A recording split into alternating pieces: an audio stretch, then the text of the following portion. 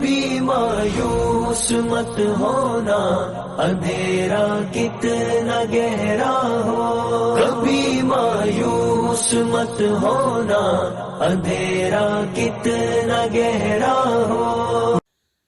الحمدللہ وکفا، الحمدللہ وحدہ، والصلاة والسلام علی من لا نبی بعدہ، وعلی آلہ واصحابہ اجمعین، وبارک وسلم تسلیما کثیرا کثیرا، اما بعد، اعوذ باللہ من الشیطان الرجیم، بسم اللہ الرحمن الرحیم۔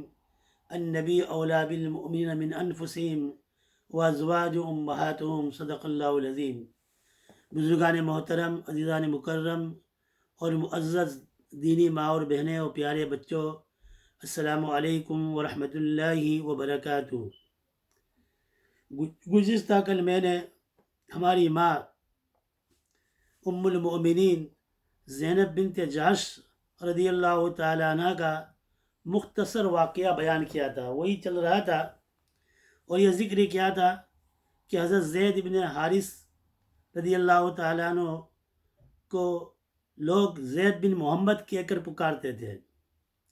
آپ نے ان کا نکاح اپنی پھوپھی زاد بہن حضرت زینب بنت جحش رضی اللہ تعالی عنہا سے کر دیا تھا، لیکن دونوں کی آپس کے اندر بنی نہیں، اور اس واقعے کے اندر بہت سے سبق بھی تھے۔ ایک سبق تو یہ تھا کہ مساوات کا سبق دینا تھا۔ شریعت کے اندر کف رکھا، لیکن کف کوئی فرض نہیں ہے، کیونکہ حضرت زید ابن حارثہ آزاد کردہ غلام تھے، اور زینب بنت جحش رضی اللہ تعالی عنہ یہ قریش کے خاندان اسد ابن خزیمہ سے تعلق تھا۔ قریش کا خاندان بہت اونچا کہلاتا تھا، تو یہ پسند نہیں کرتی تھی، ان کی مزاج میں کچھ موافقت نہیں ہوا۔ ان کا رشتہ جو ہے تقریباً ان کے ساتھ 1 سال رہا، اور وہ آ کر شکایت کرتے رسول اللہ صلی اللہ علیہ وسلم سے، تو رسول اللہ صلی اللہ تعالیٰ علیہ وسلم یہ فرماتے تھے کہ امسک علیک زوجک، تو اپنی بیوی کو اپنے نکاح میں رکھو، اور طلاق دینے کا نہ کہتے تھے۔ اس پر قرآن کریم کے اندر بھی آیت نازل ہو گئی، قرآن میں وَتُخْفِي فِي نَفْسِكَ مَا اللَّهُ مُبْدِيهِ وَتَخْشَى النَّاسَ وَاللَّهُ أَحَقُّ أَن تَخْشَىٰ۔ جب ان کی عدت پوری ہو گئی تو رسول اللہ صلی اللہ علیہ وسلم ان سے نکاح کرنا چاہتے تھے، لیکن عرب کے اندر لے پالک جس کو اپنا بیٹا بنایا ہے وہ حقیقی بیٹوں کی طرح سمجھا جاتا تھا۔ اس کی بیوی جو ہے وہ گویا کہ رسول اللہ صلی اللہ علیہ وسلم کی بہو ہو گئی، اور بہو سے نکاح کرنا حرام ہے، یہ عرب لوگ سمجھتے تھے۔ شریعت میں تو یہ ہے کہ یہاں پر اللہ کے رسول صلی اللہ علیہ وسلم کا حقیقی بیٹا تو نہیں تھا، وہ حقیقی بیٹا ہو اور اس کی بیوی ہو، حقیقی بیٹے کی بیوی یعنی وہ بہو ہو، ان سے تو قیامت تک نکاح کرنا حرام ہے، لیکن یہ حقیقی بیٹے نہیں تھے، بلکہ متبنہ لے پالک بیٹے تھے۔ حضور نے ان کو بیٹا بنایا تھا، تو اللہ تعالیٰ کو قیامت تک یہ رسم کو مٹانا تھا، لوگوں کے ذہن سے نکالنا تھا۔ اللہ تعالیٰ نے سورہ احزاب کی کن آیات کے اندر اس کو ذکر کیا ہے، اور اس میں فرمایا ادعوا لآبائہم هو اقسط عند اللہ، تم لوگوں کو ان کے باپ کے نام سے پکارو، کیونکہ لوگ زید ابن محمد کہہ کر پکارتے تھے، حالانکہ ان کا نام تو زید ابن محمد نہیں تھا، زید ابن حارثہ تھا۔ عبداللہ ابن عمر رضی اللہ تعالیٰ عنہ فرماتے ہیں کہ یہ آیت نازل ہونے تک ہم زید ابن حارثہ کو زید ابن محمد کہہ کر پکارتے تھے، لیکن اس آیت کے نازل ہونے کے بعد اب ہم نے زید ابن حارثہ کہنا شروع کر دیا، اور اللہ تعالیٰ نے قرآن کریم کے اندر ایک آیت قیامت تک کے لیے نازل فرما دی، ما کان محمد ابا احد من رجالکم ولکن رسول اللہ وخاتم النبیین، کہ محمد صلی اللہ تعالیٰ علیہ وسلم تم میں کسی جوان مرد کے باپ نہیں ہے۔ حضور اکرم صلی اللہ علیہ وسلم کے بیٹے جتنے بھی تھے، قاسم، عبداللہ، طیب، طاہر یا ابراہیم، وہ سب بچپن ہی کا انتقال ہو گیا تھا، کوئی جوانی کی عمر کو پہنچے نہیں تھے، تو تم میں محمد صلی اللہ علیہ وسلم تم مردوں میں سے جوان مردوں میں سے کسی کے باپ نہیں ہے تو حضور کے بیٹے نہیں تھے، ان کو بیٹا بنایا تھا تو حقیقی بیٹا نہیں بن جاتا ہے یہ۔ تو اللہ تعالیٰ کو قیامت تک کے لیے یہ عربوں کے اندر کی یہ رسم و رواج کو مٹانا تھا۔ اب لوگ باتیں کیسے بنائیں گے کہ دیکھو تو محمد صلی اللہ علیہ وسلم نے اپنی بہو سے نکاح کر لیا، تو اس کو توڑنا مقصود تھا۔ وَتُخْفِي فِي نَفْسِكَ مَا اللَّهُ مُبْدِيهُ وَتَخْشَى النَّاسَ وَاللَّهُ أَحَقُّ أَن تَخْشَىٰ فَلَمَّا قَضَىٰ، تو رسول اللہ صلی اللہ علیہ وسلم حضرت زینب بنت جحش رضی اللہ تعالیٰ عنہ سے نکاح کرنا چاہتے تھے، لیکن آپ نے اس کو اپنے دل میں چھپا رکھا۔ جب عدت پوری ہو گئی تو حضور اکرم صلی اللہ تعالیٰ علیہ وسلم نے حضرت زید بن حارثہ رضی اللہ تعالیٰ عنہ کو خود بھیجا کہ جاؤ میرا پیغام لے کر جاؤ زینب بنت جحش کے پاس اور ان سے کہو کہ محمد صلی اللہ تعالیٰ علیہ وسلم تم سے نکاح کرنا چاہتے ہیں۔ یہ نکاح کا پیغام لے کر گئے تاکہ لوگوں کو پتہ چل جائے کہ یہ جو ان کی خصوص ہے انہوں نے طلاق دی ہے، اور خود زینب کا رشتہ لے کر زید بن حارثہ جا رہے ہیں، غلط فہمیاں بھی دور ہو جائے۔ تو زینب رضی اللہ تعالیٰ عنہ نے حضرت زید بن حارثہ کی بات سنی، اس کے بعد انہوں نے کہا کہ کھڑی ہو گئی کہ میں اللہ تعالیٰ سے استخارہ کرتی ہوں، اور وضو کر کر مصلی پر کھڑی ہو گئی۔ ادھر مصلی پر کھڑی ہوئی، اس طرف رسول اللہ صلی اللہ تعالیٰ علیہ وسلم پر وہی نازل ہو گئی۔ فلما قضى زید منها وطرا زوجناکها لکی لا یکون علی المؤمنین حرج، یہ آیت کریمہ نازل ہو گئی۔ ہم نے آسمانوں پر آپ کا نکاح زید کے بعد کی طلاق عدت پوری ہونے کے بعد ہم نے زینب بنت جحش کا نکاح آپ کے ساتھ کر دیا۔ قرآن کریم میں بہت سے صحابوں کا تذکرہ ہے، ان کے مناقب کے اوپر بہت سی آیت نازل ہوئی ہے، لیکن کسی صحابی کا نام قرآن کریم میں نہیں آیا ہے۔ زید ابن حارثہ کا قرآن کریم میں نام آیا، فلما قضى زید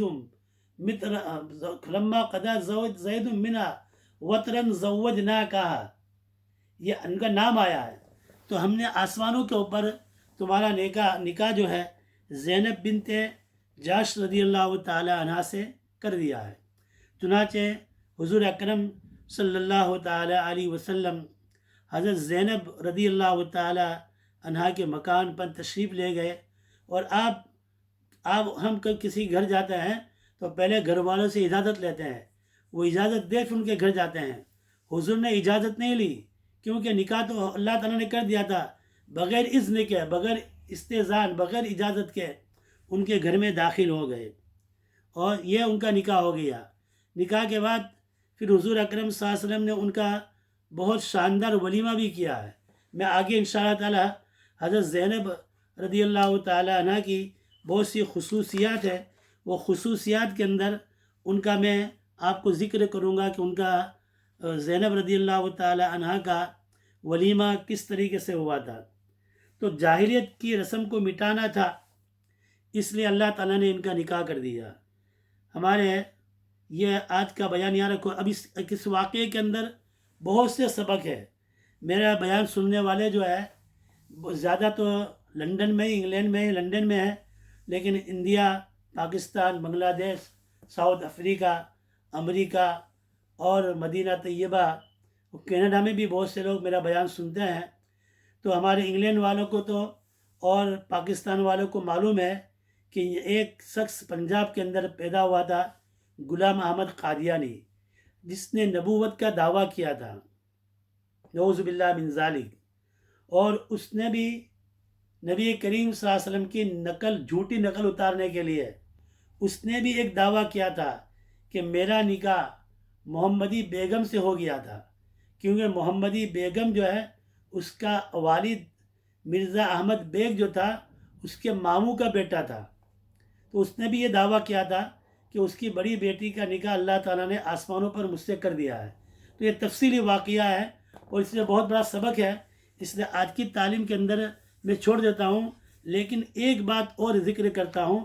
قرآن کریم میں آگے اللہ تعالیٰ نے سورہ احزاب کے اندر ہی ایک مسئلہ بیان کیا ہے، یا ایھا النبی इन्ना अहलल्ना लका अज़वाजक अल्लाती आतैता उजूरहुन्ना वमा मलक यमीनुक मिम्मा अफ़ा अल्लाहु अलैका व बनात अम्मिका व बनात अम्मातिका व बनात खालिका व बनात खालातिका अल्लती, एक लंबा मसला बयान किया है कि आपके लिए अपनी चचा की बेटियों से निकाह करना, अपनी फुपीट की बेटियों से निकाह करना, अपने मामू की बेटियों से निकाह करना, अपनी खाला की बेटियों से निकाह करना, अल्लाह ने कहा ये हलाल है, ये सब के लिए हलाल है। मेरे आपके लिए भी फूफी की बेटी से निकाह करना हलाल, एक कज़न है, फर्स्ट कज़न है, खाला की बेटी से निकाह करना हलाल है, चचा की बेटी से निकाह करना हलाल है, फूफी की बेटी से निकाह करना हलाल है। एक मसले की मैं वजाहत करना चाहता हूँ। अल्लाह ताला की कुदरत और किस्मत से मेरा भी एक बच्चा जो है माजूर और डाउन सिंड्रोम है। खिलकतन वो जो है नॉर्मल नहीं है, माजूर है। अब तो माशाल्लाह वो बड़ा हो गया। लंदन वाले तो सब जानते हैं, वो मेरे साथ ही अक्सर होता है, लेकिन जो इंडिया पाकिस्तान में है वो उनको मालूम नहीं है। तो इसलिए मैं ये मसला बयान करता हूँ कि जब वो पैदा हुआ था तो हॉस्पिटल में कम अज़ कम मुझसे 7-8 डॉक्टरों ने इंटरव्यू किया था, और उनका सबसे पहले सवाल ये होता था कि तुम्हारी वाइफ तुम्हारे रिश्तेदार के अंदर है, तुम्हारी कज़न है, सबसे पहले सवाल ये करते थे, तुम्हारे रिश्तेदार के अंदर है। सबका ये सवाल, सब सवाल के साथ ये एक सवाल तो हर डॉक्टर ने मुझे पूछा है, और ये डॉक्टर साइंसदान ये कहते हैं कि अपनी फूफी की लड़की से शादी करना, चचा की लड़की से शादी करना, खाला की लड़की से शादी करना, मामू की लड़की से शादी करने से बच्चे जो है खून जो है अपने ख़ानदान में होता है तो बच्चे माजूर पैदा होते हैं।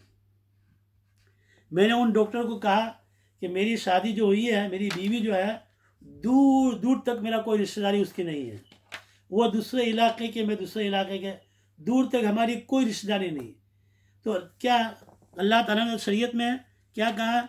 इसको अल्लाह के नबी को कहा है कि अपने फुप्पू की बेटी से शादी करो, चचा की बेटी से शादी करो, मामू की बेटी से शादी करो, ये मना नहीं है। और अल्लाह ताला ने कुरान में ज़िक्र किया है। तो क्या अल्लाह ताला ये चाहता है कि उनके बच्चे माजूर पैदा हो?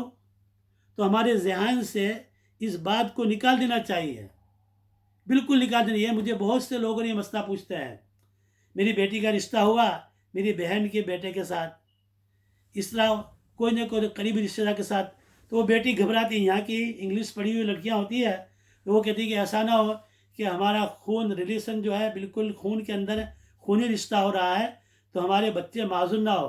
तो मेरे सुनने वाली बहनों से, मेरी बेटियों से, मेरे नौजवान भाइयों से कहता हूँ और क़ुव्वत के साथ कहता हूँ कि शरीयत में ऐसा कुछ भी नहीं है।